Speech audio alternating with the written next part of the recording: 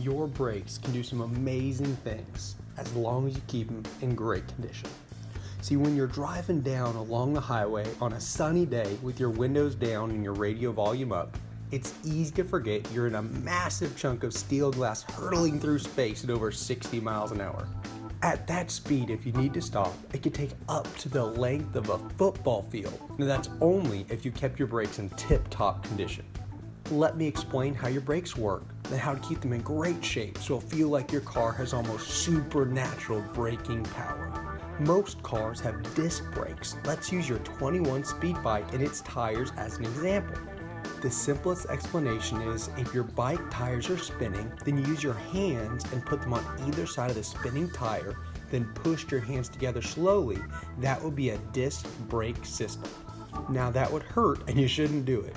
In this example, the bike tire is your car tire. The shiny metal around the wheels on your bike are the rotors, which is what the brake pads make contact with to slow down your vehicle. Your hands are the brake pads, your arms are the calipers that hold the brakes. Lastly, your muscles that push your hands together is the hydraulic system that presses the pads together.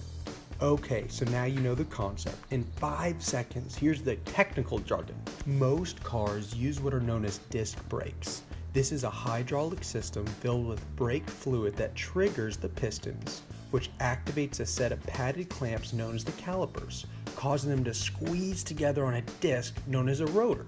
The resulting friction that occurs between the pads and the rotor, which are connected to your tires by the hub, stops the car. Now you're a brake pro.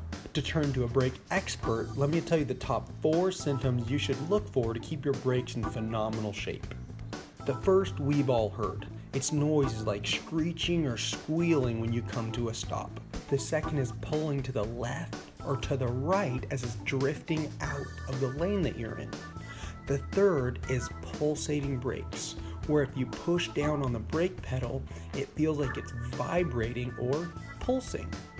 And the fourth is a mushy brake pedal. This one's a little scary. It's where you push down on the pedal and it feels like it goes straight to the floor. In this simple example, we have broken down a few of the main components to your braking system.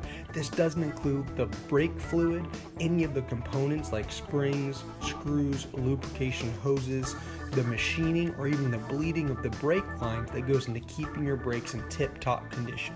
So when we get a phone call asking, how much is a brake service? We have to run all these possible problems as well as the make and model of your vehicle and how much you drive to give you an accurate answer.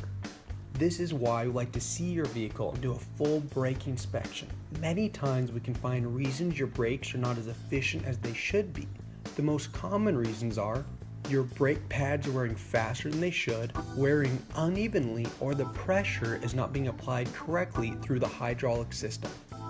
By correcting these issues and also addressing any brake pad or rotor wear, it could extend your brake's life an additional 5,000 to 15,000 miles before being serviced or replaced, saving you time and hundreds of dollars per year. If your vehicle is not stopping effectively, showing any warning signs, or seems to be in the shop too often getting serviced, we hope you'll give us a call and let us give you a free brake inspection to find out exactly what's going on with your brakes at no cost to you. Thanks for watching. We hope this helped explain the complex braking system. And if you're having any issues, we hope to talk to you soon.